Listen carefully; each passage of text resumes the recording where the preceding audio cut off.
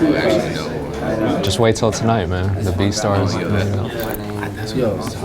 That's what I'm saying. Like, I think we might be over. All right, everybody, we're gonna go ahead and get started. We only have 30 minutes for this workshop, and it's actually gonna be very different than a panel, because I'm hoping that it's just a discussion between us and you guys. We're gonna introduce ourselves. I'm gonna let Payne introduce himself first, but we are partners in something called the Music Entrepreneur Club. The Music Entrepreneur Club is an online music education and networking platform. Just think of it like an A3C panel that happens every week that you can tune into from your home. So Monday, for example, we have an Apple Music playlist curator. What'll happen is I'll talk to him for 15, 20, 30 minutes, and then I open it up and you guys are able to come live and via webcam and ask your questions as well. So it's a year-round, weekly A3C panel, essentially. And it really is. And there's people in here that are part of it. It's super accessible. It's only $10 a month. On Tuesday, these guys are producers. There's a producer-specific panel. It's kind of similar to what we do on Monday, but it's producer-specific. So if you want access to both of those, it's $25 a month. But $10 a month, you get access to some really dope people. Founders of company. We had the founder of Submit Hub on recently. Benji Rogers, who founded Pledge Music, he was joined us. We have a very good network, and then people are just been gracious enough to share their knowledge. And because it's so easy to do, they just need a webcam and just get on at the same time. And if you guys would like to check it out, it's just musicentrepreneurclub.com, or you can just text MEC to, I'm gonna put it on the board, just text MEC to 40691 and you'll get a text. I wrote on the board.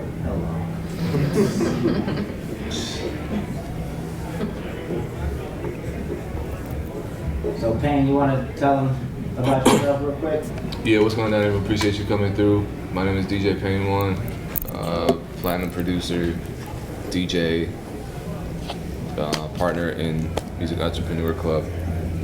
Recently, I'm like the third edition as of barely a year ago. Yeah. So, we're curating content, we're exploiting our network to bring our people in, and we've had everybody. I mean, I know you had, around the time that I joined, you had Cash Money, AP, Rook. Yep.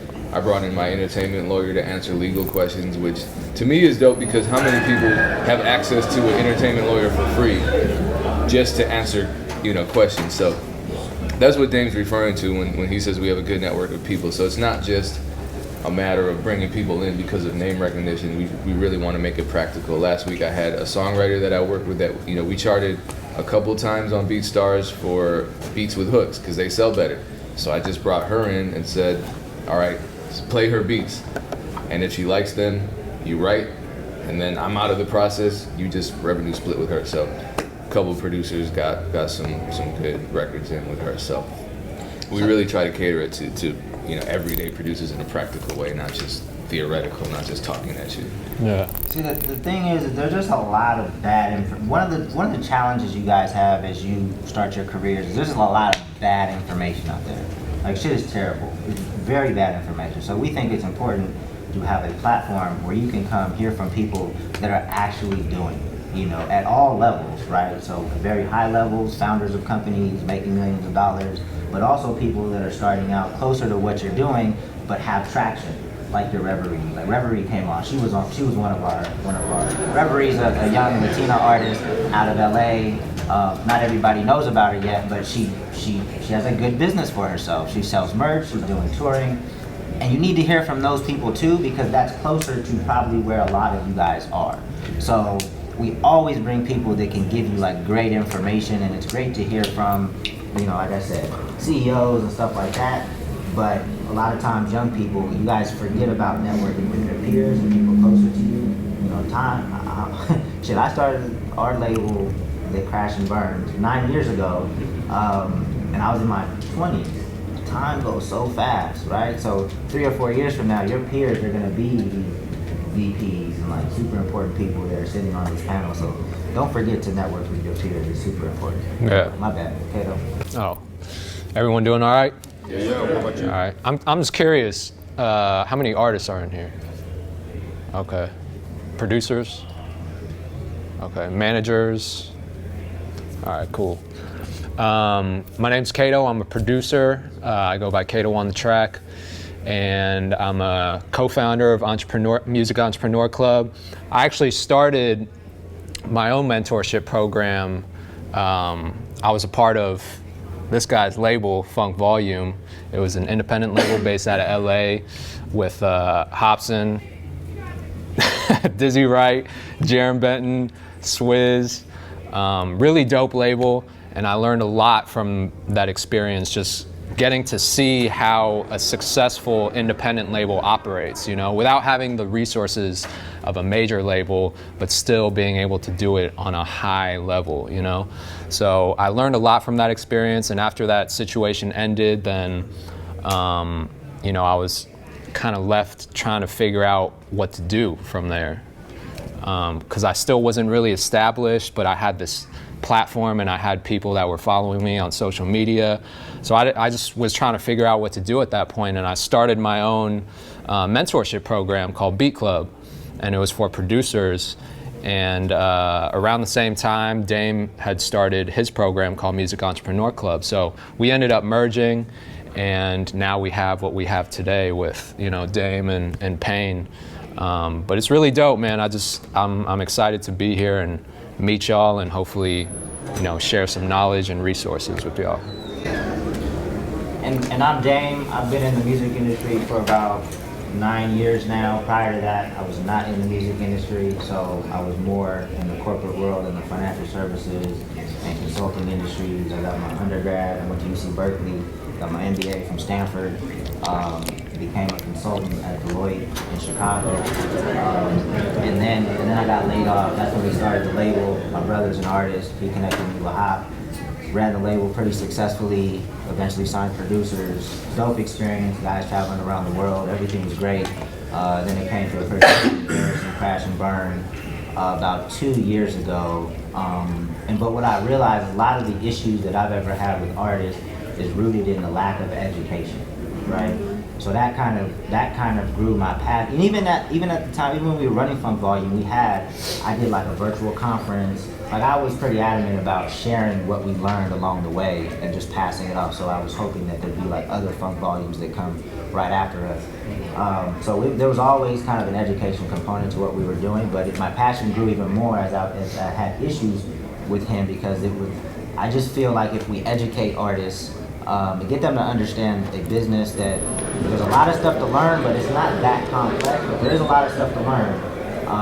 You know, there'll be less tension with business people.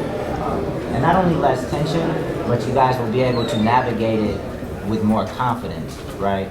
Because the music industry has a cloud of skepticism around it. There's kind of a negative connotation with the music industry. You think everybody's getting done shady. But at the end of the day, like, nobody's holding a gun to your head. Nobody has your hand behind your back to sign anything. If you know what you're signing, then you can walk into that room with confidence, or you can say, no, I don't want that, but I want this. You just know what to look for. Yeah. And it's not that hard to educate yourself. Every other industry requires you to learn about the business that you're in. If you're a plumber, you go to trade school. I'm assuming you learn about pipes and how to unclog shit, like, literally. Like, you have to learn the business that you're in. It's not all fun and games. It's not all, you know, making beats and making music. That's what you need to understand, because everybody's telling you guys that, you know, now there's an opportunity to do it yourself, be independent. Oh, it's so fun, it's so cool. But nobody's circling back to tell you kind of how you do that, right? Because it's not easy. It's super hard. Super hard. So specifically what we're here to talk to you about today is signing to a label in 2018, and it's very different than, you know, 10, 15 years ago. I guess we can start with, and I want to ask you guys these questions. I don't even want to, you know, I will answer questions, but you know, what is a label today? Would anybody want to take a shot at defining what they think a label is? Yes, ma'am. I think it's basically a bankroll, right? Everybody says that, and I always push back, but that's definitely part of it, for sure. That's part of it. Anything else? Yes. I think at this point, from what I can glean off of everything, a label is just your namesake. Someone that's gonna, get you out there, and that's supposed to get you out there and help you as an artist kind of do some of that footwork and allow you to have that creative space. For sure. Yes, sir. I would say that it would be a brand, and that brand, whether you sign or whatever that's marketing that brand, that is always a reflection of what the label or you putting out there. For sure. Yep. I would say hopefully it's something that can put fuel to a fire that you've already built, and as you mentioned, gives you the freedom, and just helps elevate that platform, hopefully, and allows you to focus more of your energy on the creative process and help you with the business. For sure. Yep.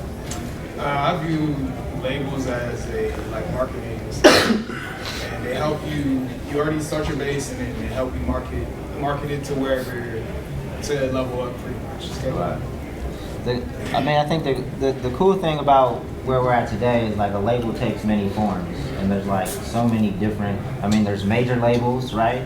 There's artists, individuals that you guys can call yourself label. If you make and distribute and sell music, you can call yourself a label, and then everything in between. Funk Volume was an independent label. We eventually signed a distribution deal with Warner, but it was a label services deal, so they didn't own our content. We still maintained the flexibility, the independence, so that worked for us, but we still had kind of a major label tie. Fortunately, we didn't really get to take full advantage of it because it crashed and burned before we did. But and there's a lot of different types. And if you guys have been in other panels this week, you've heard from people that represent label type thing or can do have label type services. Who wants to sign to a label? Whose vision is it to eventually sign to a label? Why do you want to sign to a label? I think, so for me, looking at more, not necessarily the J. Cole's and work, but for example, Black, but Love, Renaissance, the way they supported his vision and helped him out from his previous situation with Flow Rider. I think that was amazing, and I think having somebody to see your vision as well kind of help you out with that, kind of enticing me to sign to a label. For sure. Yeah. Yes, sir. I think it's because I kind of look at independent labels more so, and I like the idea of an independent label that acts more as a community. Yeah. TDE is one of my favorite labels when it comes to producers. I'm a producer, and I think to be someone where you just you all just work together and put out music as a whole. I think that's something that's really cool that I'd like to be a part of. Yeah. I feel if signed to a label or major label, it can help open the doors to more outlets, more so acting, more so commercials, advertisements. I feel maybe independent can help me with that, but it'll be more hard as a team. Right. So major label will be easy to I got the Daniel snap and make it happen. So that's what you would think. That's what you would. Yeah, right. That, but I feel it would be more easier and a little bit more accessible if a major label would be able to back you. I know it's kind of difficult because there's 1,001 artists on one label, and even the ones that's in the shelf, they're dope. Right. So honestly, I think that would be more helpful. Yes, sir. Well, I don't make music though. For my artists, I think it's smart to put your name out there, and then you can bring it back in. If you don't feel comfortable, or if the relationship doesn't work out, you still have those connections. You have those major relationships where you can leverage that to keep on building yourself, even if you are, So if you're shelved or whatever. Right. A partnership type thing? Not a partnership, but more they're doing the marketing for you. They have the relationships. You can establish yourself, and then once those relationships are established, you can decide if you want to continue doing this, or you can step away and become an indie and do it yourself because you have those relationships. Right. The thing about signing to a label and the reasons why you shouldn't, and you mentioned it, but it's not necessarily a bad thing. It's to make things easier, right? It's really for kind of assistance.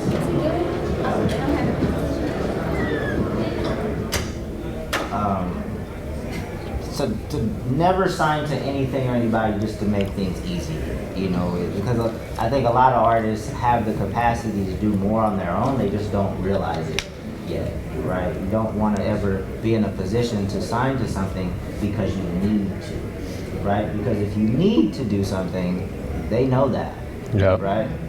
And guess what that deal is going to look like? So what would you say a label is? So a label is a collective of all of the things that you guys have mentioned. You know, when people say, even when, you know, a lot of people have, you know, bad or negative feelings towards major labels because they say it's just a bankroll, right? But a major label is more than that because they should have a global footprint to do the things that you're talking about that might not happen right away. They still do invest heavily, and that's, let me take a step back. So the bankroll is not to be understated either. Like a lot of people say, oh, it's just a bankroll. You guys don't have that bankroll. So it's like, don't underestimate the value of having access to a bank. To not only take one swing, if they're still invested in you, if what they do swings and misses, they'll probably re-up and swing again if they're still invested in what you have going on. And I know if you guys don't have the bankroll, you definitely don't have the bankroll for the second swing. So don't underestimate, like, don't downplay a major label and say, oh, it's just a bank. Because you guys can't go to Wells Fargo and say, hey, my mixtape is fire. Trust me, let me get 20 grand. I'm sure some of y'all have tried it too. Wells Fargo's not giving out, you know, it's just a loan. So it is a bank, but don't downplay what that can mean. And then to have a staff of, but if you do sign to a major, your task now is probably even harder, right? Because you have to get everybody excited in that building. Yeah. Everybody needs to be excited about what you got going on, not just the one person that brought you into the major label system. You know, so I will never bash a major label because I've seen it work for so many artists. And I was just telling my man Mescal, right? Yep. That if you go to Atlantic's roster online and you see like 150 yards or something crazy, right? And then we've heard of like maybe 3 or 4 disgruntled. 4 out of 150 ain't bad. You know, so the major label system's working for people. You just got to make sure if it makes sense for you, right? Yep. Can we touch on like when is you know, based off I guess your experience, what you've learned, and just generally speaking, I know there's not a straight answer on this, but when is a good time to be considering that? Obviously, let's say I assume labels are coming to you at this point as an artist or a team or whatever. When do you feel like that leverage does make sense versus when it doesn't, timing wise? Well, I would say you have to know the business well enough to know what you want, right? And when they present what you want, that's when you sign, right? If that's what you want to do, because if you go to the table and they're saying, hey, we want you to sign over your masters, we're gonna do this advance, whatever, and you're like, well, that doesn't make sense for me. I'll pass on that. I'm gonna keep growing my movement, because as you grow your movement, that number is only going to get higher and higher if they're still interested. So the ball's in your court. Like, what I want to do and what we want to do through the Music Entrepreneur Club is just make it easier for you guys to understand this business, so you guys can get the right people around you and stop like fending people off. Because there's going to be a lot of people that you shouldn't work with, right? But you don't have to work with them. But there's going to be a lot of people that you should work with, and I've seen artists even fend those people off. And it's just because, oh, damn, they wanted a percentage. I was like, percentage of what? What was the percent? I don't know, but I'm not giving a percentage to nobody. Like, if you want to build something meaningful, you're going to have to get a percentage. Like, and this is why I always encourage people to watch Shark Tank, right? Yeah. You guys watch Shark Tank? Yeah. So when they go in there and they give their pitch, and then they want a percentage of the business, they got to negotiate, right? And the more sales they have, the longer the thing's been in business, it's going to be a less of a percentage for the sharks. But if you go in there and you just got a good idea and you don't have a sales record or nothing like that, they're going to say, I'm going to give you $50 for 100% of your business, right? And yeah, but it's the same thing with you guys in music. If you go into these labels, you don't got nothing going, you're going to get the $100 for 100%. They want your math. They gonna want it because it's gonna take a lot of money to get you going. Think about it from a business perspective. Music is a risky ass business. Very few of you guys are gonna be able to make a career in music, right? Yeah. So you look at it from their perspective. If your shit ain't popping, and if you just don't want to give over your masters, you just don't sign and continue to build yourself. Like, it's that simple. Like, I don't understand why there's so many issues. I mean, I know why there's so many issues, but it's really not that deep. Yes, sir. I know there's no standard template yet, but when you are piecemealing your team together, and since you don't have a bankroll to work with, you are developing percentages. You have some recommended percentages on, you know, like say we divide up the digital master or something. Like, give the marketing person 15, get a producer 20 type thing. You say the marketing person get a percentage of masters? No, like, that's what I'm saying. Yeah, like, I wouldn't. Yeah, that's a like service. when you're starting off. Is there? Yeah. No, and that's why it was so tough. I started writing a book 2 years ago, and I'm gonna finish. But it's so tough to give recommendations without knowing exactly what your situation is and who's contributing what. Right? It's really so hard to just give a template like, hey, we talk about this all the time, like what percentage producers should get. Because there's always this tension between producers. You see that you got cats that represent producers back I'm with there. Abe. And then producers always want more, right? Producers say it's half the song, and I should get half. Like, so there's got to be a conversation. A lot of variables go into. Kato has a platform, like he has a decent amount of social media followers, he has experience, Payne has plaques, so he commands a certain different percentage than somebody that just like luckily made a beat on Fruity Loops or whatever. So every situation is so different, and that's why the Music Entrepreneur Club is so important, so we can have a continuous dialogue. It's not something that you can just read. Even recently with Spotify announcing that they're going to allow artists to upload their music direct, right? That hit the news, and like people were just over dramatizing, over sensationalizing what exactly that means.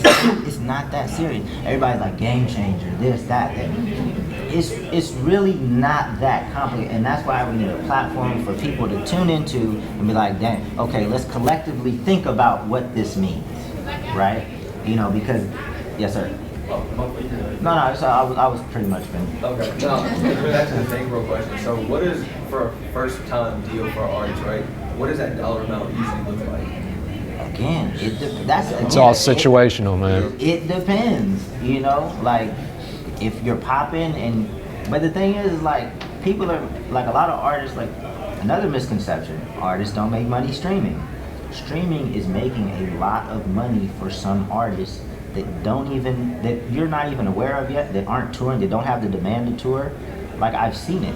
So it just depends on, and the label's gonna look at you just like an investment, right? So if your streaming is making $10,000 a month, they're gonna just do their own little internal calculation of what that means, and the risk that you have to your business. They're gonna say, okay, we'll give you, and then you just play a little hardball, whatever, try to get that number up. You don't like it, you move. And then you also have to understand too that even at the major level, there are different types of deals. There are many different types of deals. Dame touched on the major distribution kind of deal, and that's only one of the label services that majors offer to indies and unsigned artists to take advantage of without actually signing their catalog away. There are also licensing deals, which are like recording contracts but with less commitment and probably with less investment from the label, but they'll still put some money behind you. Then there are traditional recording contracts. There are all types of deals, and that's just kind of boilerplate deals. That's the kind of template that's available. And then of course within each one of those deals, everything damn near is negotiable. You have your standards, but as we know, given that there are now more revenue streams than ever, those standards are going to change. They're going to have to change. But that's where the educational element comes in, because if you understand how many royalty streams you have that you're able to take advantage of as a music creator, you can walk into the negotiating room and say, why does this contract not address this? Why does this contract not address content ID? what about YouTube syncs? Because as it stands right now, I don't know if you saw. Thank you, 5 minutes. I don't know if you saw. We posted on our Instagram an article about a major label that's being sued by artists for collecting certain money, certain streaming royalties, and paying them to subsidiaries of the label rather than the artist. So likely, because the contracts are all based on a pre-streaming industry, that's not even addressed in the contract. You know what I'm saying? So things are changing quite a bit, and you just have to be aware of the ever-changing landscape so you can make those proper demands and build your foundation now. Do not wait for the label. I don't think your mind state should be, I'm building up my brand for the sake of being presentable to a label. I think it should be, I'm building up my brand for the sake of longevity and independence. Yeah. Because no matter what, I'm always going to have myself. The labels can change. And even if you sign to a label, you're going to need to move kind of the same way anyway, you know. You just need to understand that it is difficult, but as an artist, you guys are essentially tasked with running 5 different businesses, right?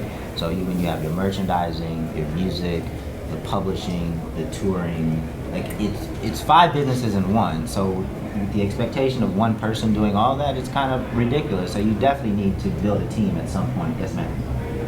So say hypothetically, if there's an independent artist, they accumulated their own little ones, and labels come to them, you want to sign you.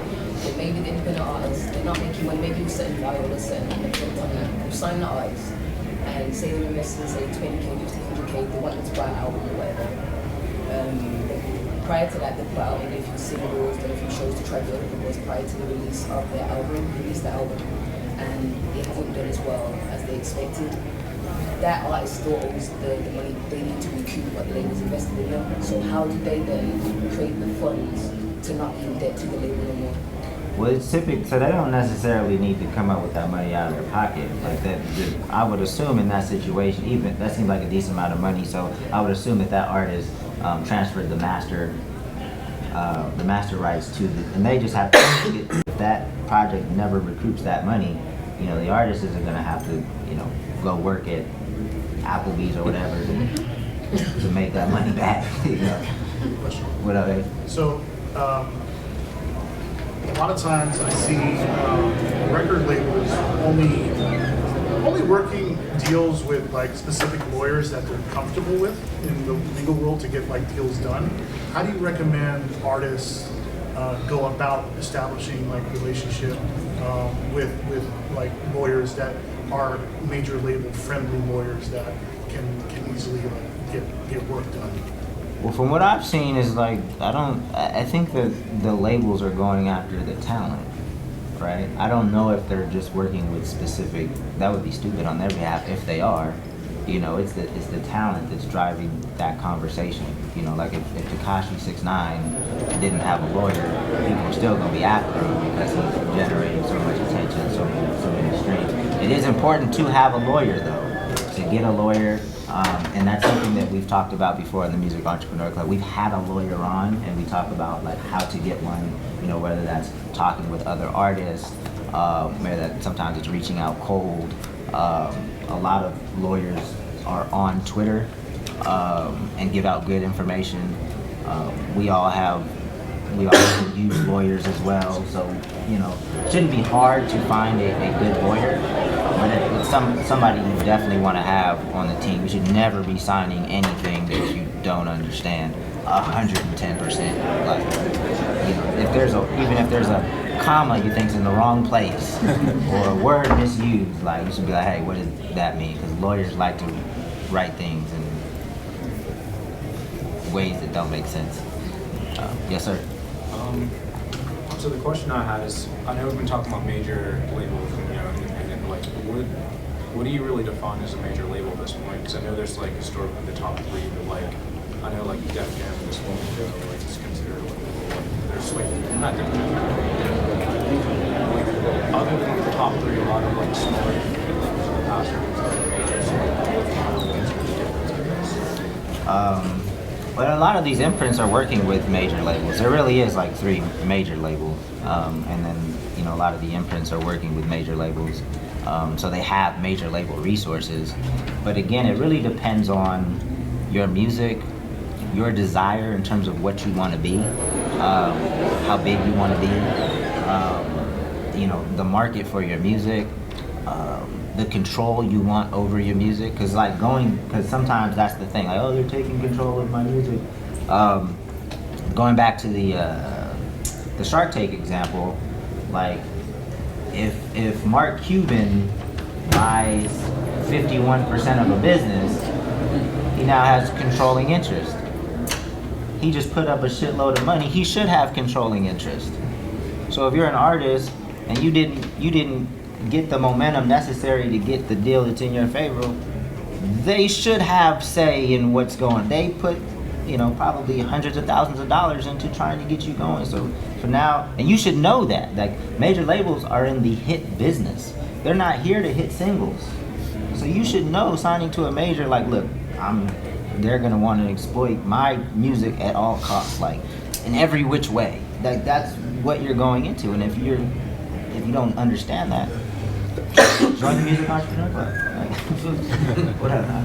Question: can you talk about partnership deals, i.e., like what Nipsey Hussle happened with Atlantic, in which he retains his masters, but he starts a partnership deal? Can you talk about like exactly how that works?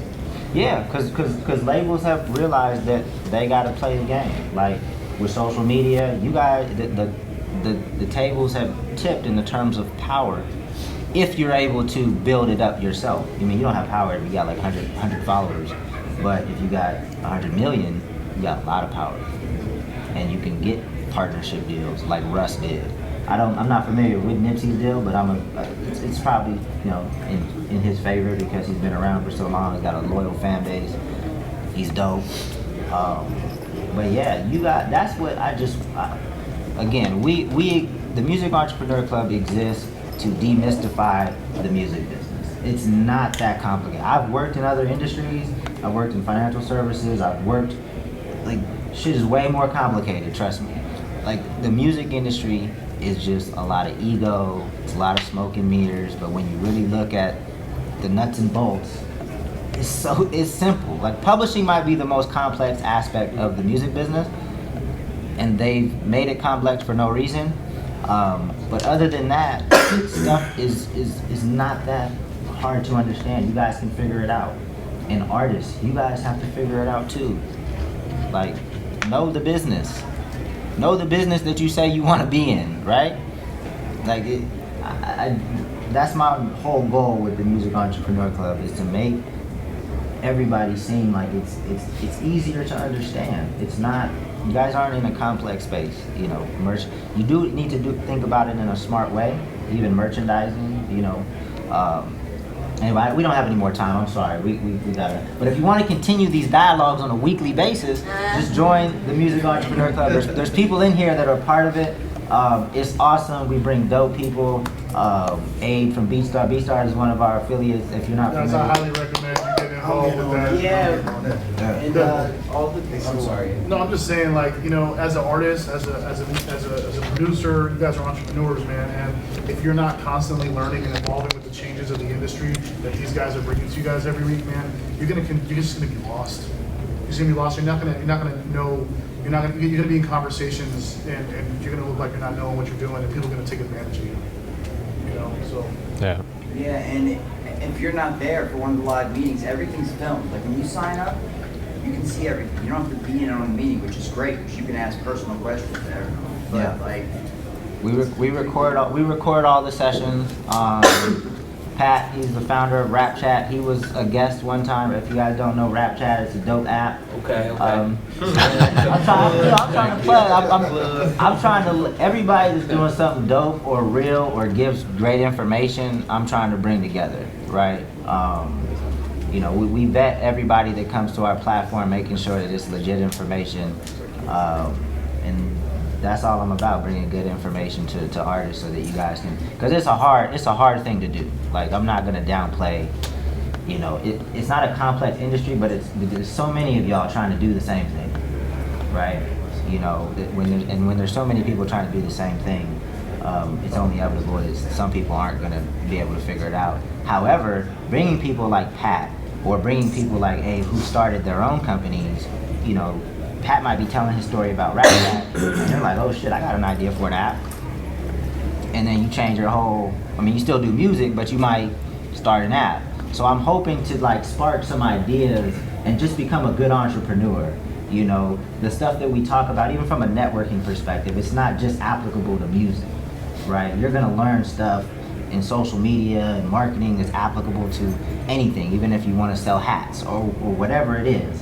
You know, I want people to start thinking like an entrepreneur so you can start businesses. Because I know, you know, I try not to, you know, Pain always tells me I'm super pessimistic about things, but I've seen... Bitter. Okay. But I've seen, you know, I'm older now. I'm about to be 38, and I have friends that are still trying to do music. And I'm like, bro,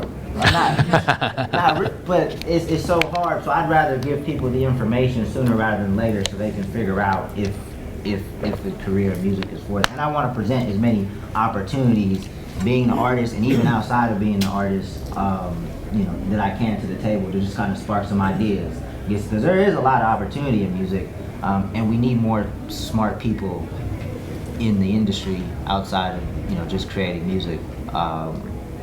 You know, so again, www.musicentrepreneurclub.com. Text MEC to 4069. Oh, what up, Shay? Text MEC to 40691. That is a 9. And then you'll get it till you locked in, and you just sign up. So hope to see you guys there. Any last? Appreciate it.